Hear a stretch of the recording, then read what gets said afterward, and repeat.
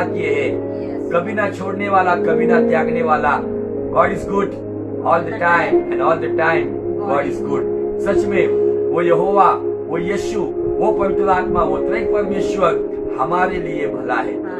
उसकी करुणा हमारे लिए सदा की है। इस कोरोना वायरस की कितनी भी लहरें आने दो, उन लहरों पे चलने वाला यीशु नासरी जो पतरस के सामने था, वही हमारे सामने भी है। आमीन। जब वो चेले डरी हुई हालात में थे, तो उन लहरों पे, जो लहरें उनका हियाव तोड़ रही थी, हिम्मत तोड़ रही थी, डर का माहौल, दुख का माहौल, निराशा का माहौल, उस माहौल में, उस आंधी और तूफान पर तुम्हारा और मेरा रचयिता, मुक्तिदाता यीशु मसीह धान धान धान चलते आया। वही यीशु आज हमारे लिए भी अवेलेबल है। साइंटिस्ट को जो उसको बताना है बताने दो, डॉक्टर्स को जो बताना है बताने दो, सरकार को जो बताना है बताने दो, सबकी बातें जो बता रहे बताने दो। लेकिन हमें एक अच्छी खबर पता है, हमारा यीशु भला है और उसकी करुणा इस कोरोना वायरस की कितनी भी लहरें आने दो, उसमें हमारे लिए लाभदायक है, भलाई की है और सदा की है। आमीन। तो हियाव मत छोड़ो। फिर से कहना चाहता हूँ, मसीहो आपको डरना मना है, दुख करना मना है, पीछे हटना मना है, पीछे मुड़ना मना है। हर परिस्थिति का मुकाबला वचन की अगुवाई में, पवित्र आत्मा की अगुवाई में, यीशु मसीह की अगुवाई में आपको सामना करना है। क्योंकि आप जिस दिन यीशु को जानते, उसी दिन से आप योद्धा बन गए हो। हर एक योद्धा को अपनी युद्ध नीति को पहचानना होगा और डरने की कोई बात नहीं है। हर एक युद्ध में सेनापति पीछे होता है और सैनिक आगे होते हैं, लेकिन हमारे युद्ध में हमारा सेनापति हमारे आगे है और वो हमारे लिए लड़ रहा है। क्योंकि जंग यहोवा की है, फतेह हमारी है। Battle belongs to God and victory belongs to us. इसलिए डरने की कोई बात नहीं, चिंता मत करो। हर एक परिस्थिति को बदलने वाला मौत पर जिलाया गया है। यूहन्ना 16:33 में वो कहता है, संसार में तुम्हें कलेश होगा, लेकिन मुझ में बने रहो, क्योंकि संसार को मैंने जीत लिया है। आमीन। हमारे पास एक जयवंत राजा है, हमारे पास एक प्रिय परमेश्वर है, हमारे पास एक बेस्ट फ्रेंड है जिसका नाम यीशु मसीह। हालेलुया। भले वो अदृश्य है, लेकिन परिणाम सदृश्य रहता है। भले वो इनविजिबल है, लेकिन उसके परिणाम विजिबल होते हैं। इसलिए उसके साथ बने रहो, उसकी संगति में बने रहो। वो कभी ना छोड़ेगा, वो कभी ना त्यागेगा। आइए अजीजों, चलते हम आज के वचन की ओर, जिसके लिए आज भजन संहिता 119 और वचन 50 को अगर हम पढ़ेंगे, वहां पर भजनकार कहता है, मेरे दुखों में मेरी सांत्वना यही है कि खुदा का कलाम मुझे नया जीवन देता है। देखो मराठी में क्या कहता है, भजन संहिता स्तोत्र 119 वचन 50, भजन संहिता 119 और वचन 50 क्या कहता है? माझ्या दुःखात माझे सांत्वन हे आहे की, मेरे दुखों में मेरी सांत्वना यह है कि तुझे वचन मला नव जीवन देते। तेरा वचन मुझे नया जीवन देता है। किसी का मेरे लिए दो शब्द बोलना नया जीवन नहीं दे सकता। किसी का मेरी दुखों के हालात में मेरे सर पर से हाथ घुमाना नया जीवन नहीं दे सकता। या हमारे भारत सरकार ने कोरोना वायरस में मृत हुए लोगों के परिवार के लिए कुछ अमाउंट देने का वायदा किया है, वो अमाउंट भी नया जीवन नहीं दे सकता। केवल परमेश्वर का वचन। आज जिस दुखों में आप हो, आपके परिवार के व्यक्ति के जाने के दुख में हो, आप हमेशा जिन बातों में अपना हाथ बढ़ाते हो, उस काम में आप फेल हो जाते हो, आप फेल्यूलर होते हो, इस बात का दुख है। आप उस सक्सेस के करीब आते हो और वहीं पर आपके साथ धोखा होता है, वो सक्सेस आपसे दूर चला जाता है। क्या आप उसके लिए दुखी हो? आज ऐसी कौन सी दुखी भूमि पर हो आप? जैसे कल हमने देखा एक ऐसा लीजेंड ऑफ फेथ, परमेश्वर का विश्वास का वीर, जिसका नाम अय्यूब के बारे में बाइबल कहती है कि अय्यूब का धीरज, उसका सहन करना, उसका मुकाबला इस दुनिया में कोई नहीं कर सकता। हमने उसके जीवन से देखा, अय्यूब शोक की भूमि से उठा और सेवकाई की, प्रार्थना की वेदी की भूमि पर आया, हालेलुया। जिसकी हालात उस वक्त संसार में सबसे बदतर हालात थी। ऐसी बदतर हालात का व्यक्ति किसी की बिगड़ी हुई परिस्थिति को सुधारने के लिए, किसी का बेड़ा पार करने के लिए, बेड़ा पार करने के लिए वो खड़ा हो गया। और उसकी प्रार्थना बाइबल में हमने कल देखा है अय्यूब 42:10 में कि तब यहोवा ने अय्यूब के दुखों को दूर किया और उसका जितना गवाया था उससे दुगना उसको दिया। कब? जब वो उस शोक की, उस दुख की भूमि से उठा, उस गम की भूमि से उठा, तब खुदावन ने काम किया। आज अगर आप चाहते हो कि आपके जीवन में अय्यूब के नहीं खुदावन काम करे, तो आपको भी आपके प्रभु में सोए हुए जो रिश्ते नाते होंगे, आपकी माँ होगी, आपके पिता होंगे, आपके बच्चे होंगे, भाई बहन, जो कोई भी होगा जो शायद इस संसार से चले गए, उनको बुला दो, वो प्रभु की ओर चले गए हैं, जो है उनके लिए आनंद से जीना शुरू करो। आमीन। तभी जाके, तब जैसे यहोवा ने अय्यूब के दुखों को दूर किया, वैसे खुदावन आपके दुखों को दूर करेगा। आमीन। हालेलुया। Praise the Lord. हम जिस विषय पर अध्ययन कर रहे हैं, हाउ टू ओवरकम सॉरोज, दुखों पर कैसे जय पाए। आप यहोशू का जीवन देखा, अय्यूब का जीवन देखा, आज हम दाऊद का जीवन देखेंगे। आप कहेंगे दाऊद के जीवन में कौन सा दुख था? दाऊद ने भी अपने जीवन में, अपने परिवार में एक व्यक्ति को खोया और दाऊद ने बहुत मुशक्कत की, बहुत परिश्रम किया। उस दुखों को, दुख आने से पहले उस दुख का परिवर्तन सुख में हो जाए, दाऊद ने 7 दिन एकदम कठोर उपवास प्रार्थना की, लेकिन उसे जवाब नहीं मिला। आइए चलते हम दूसरा शामुएल, 2 सामुएल, उसका अध्याय 12 और वचन 15 से आगे पढ़ेंगे। दूसरा शामुएल 12 अध्याय वचन 15 से आगे पढ़ेंगे। देखो क्या कहता है वचन। मग नाथान आपल्या घरी गेला। फिर नातान भविष्यवक्ता, नातान नबी अपने घर चला गया। हम लोग मेन पॉइंट के पास आ रहे। हाँ, उरियाच्या स्त्री जो मुलगा दाविदापासून झाला, जो बच्चा उरिया की पत्नी बत्शेबा, जिसके साथ दाऊद ने वो पाप करते हुए जो गर्व, एक जोर जबरदस्ती किया हुआ शारीरिक संबंध के द्वारा जो गर्व उरिया हित्ती की पत्नी बत्शेबा के पेट में उसके द्वारा जो पुत्र उत्पन्न हुआ, त्याचवर परमेश्वराचा तडाखा येऊन तो फार आजारी पडला। वह यहोवा का मारा बहुत रोगी हो गया। परमेश्वर की ओर से उस बच्चे के ऊपर ताड़ना आई।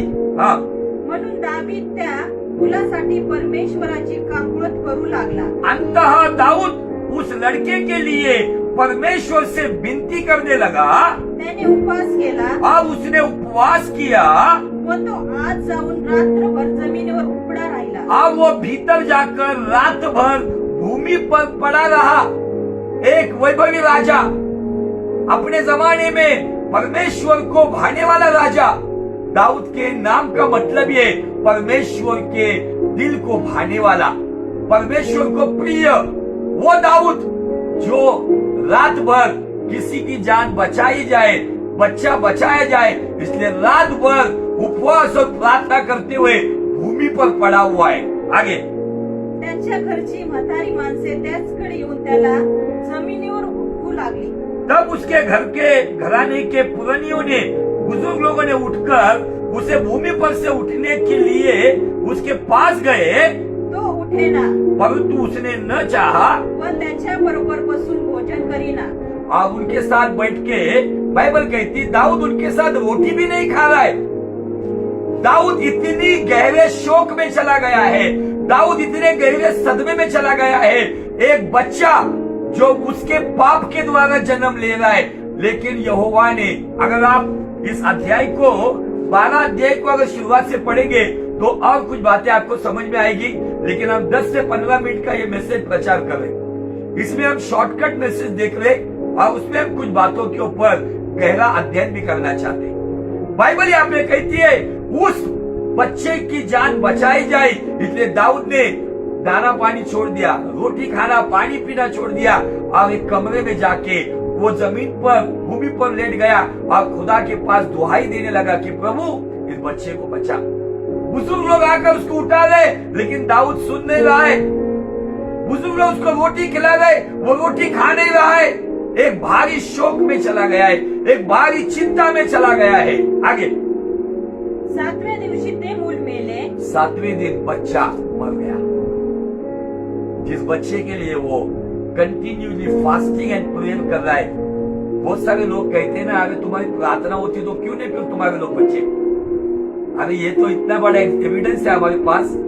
परमेश्वर ने खुद चुना हुआ राजा, परमेश्वर को सबसे अधिक भजन लिखने वाला राजा, परमेश्वर की मर्जी सियोन में पूरी करने वाला राजा, उसकी भी प्रार्थना सुनी नहीं गई तो हम किस खेत की मूली है। परमेश्वर कभी कभी हमारी कुछ दुआओं को रिफ्यूज करता है, मना करता है और उसकी योजना होती है।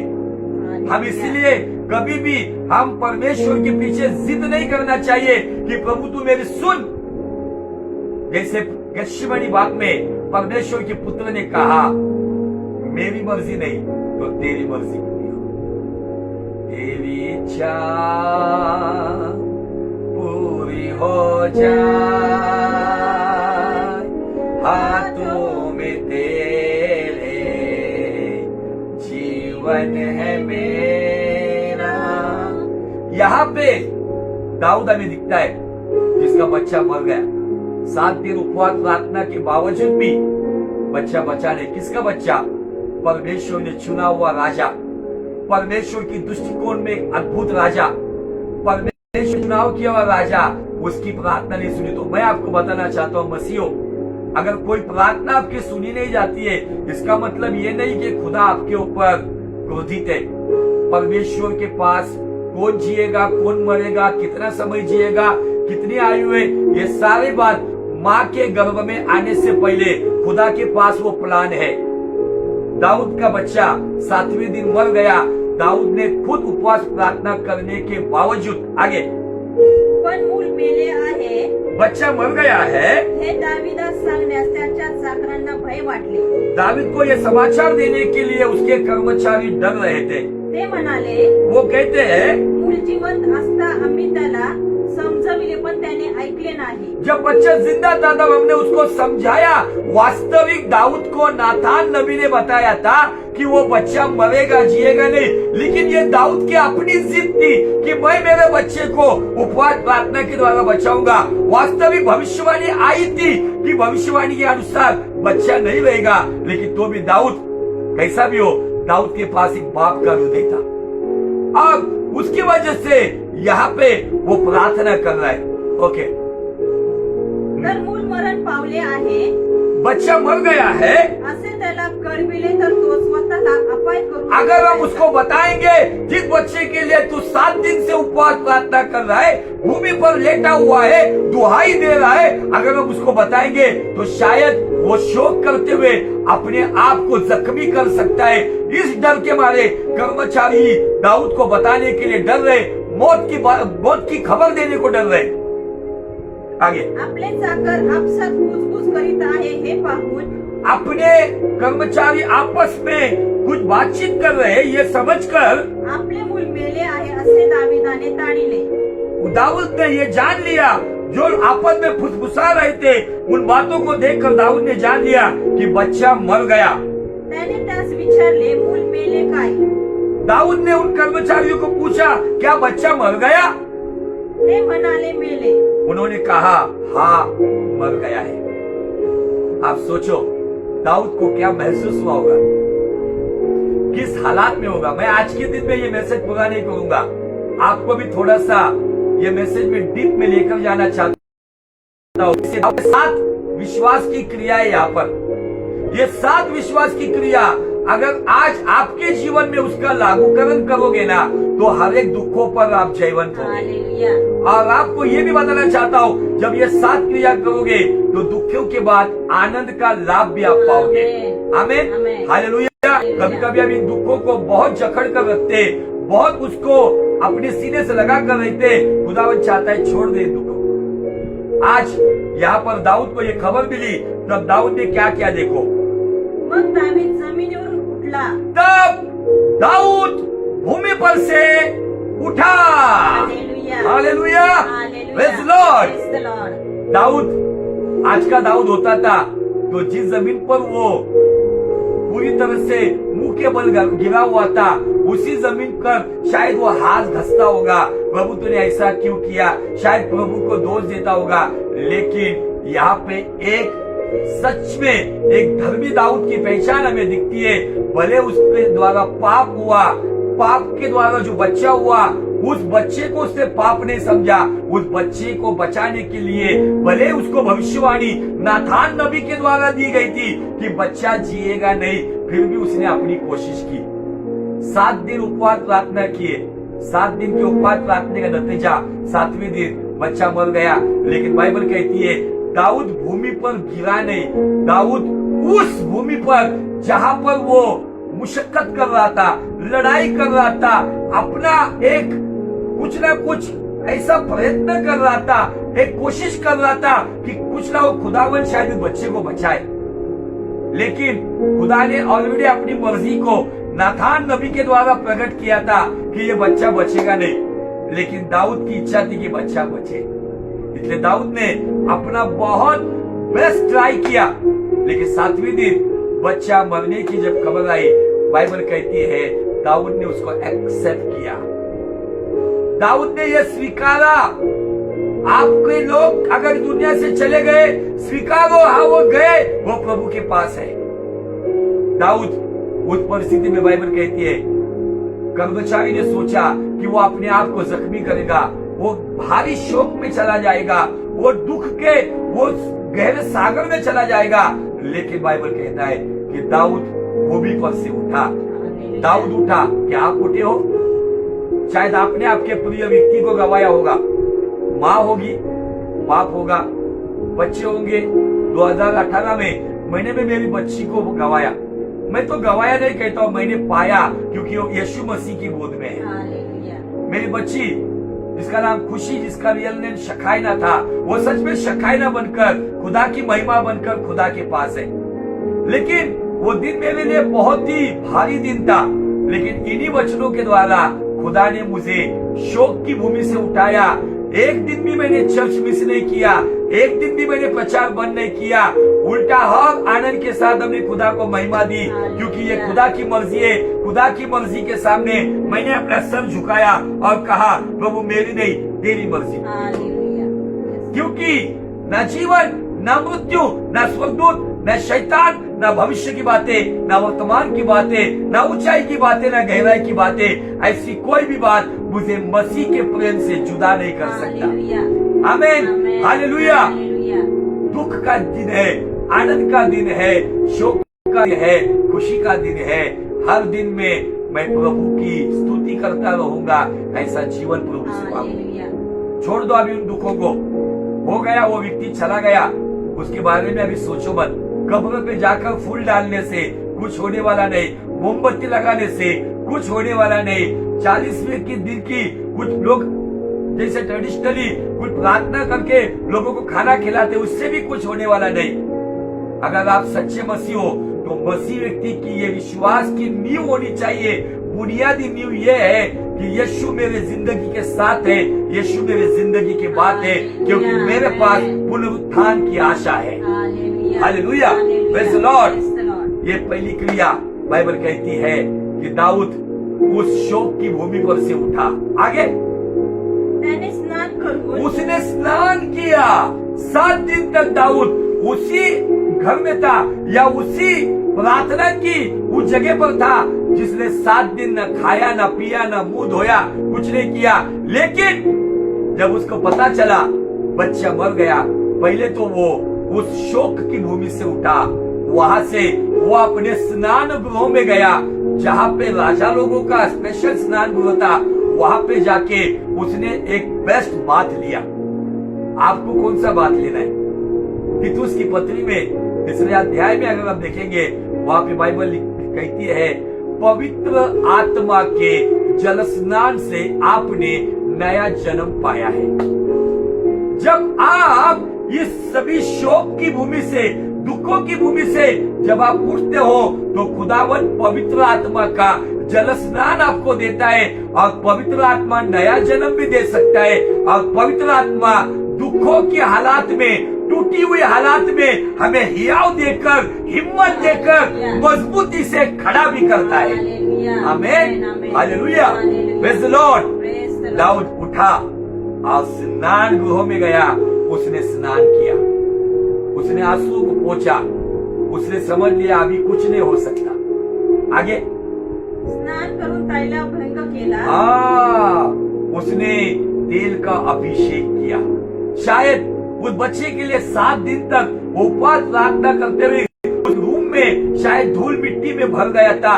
अच्छा स्नान करते हुए उसने अच्छा जैतून का तेल लगाया होगा, एक सुगंधित तेल लगाया होगा, और शोक को पूरी तरह से निकाल दिया।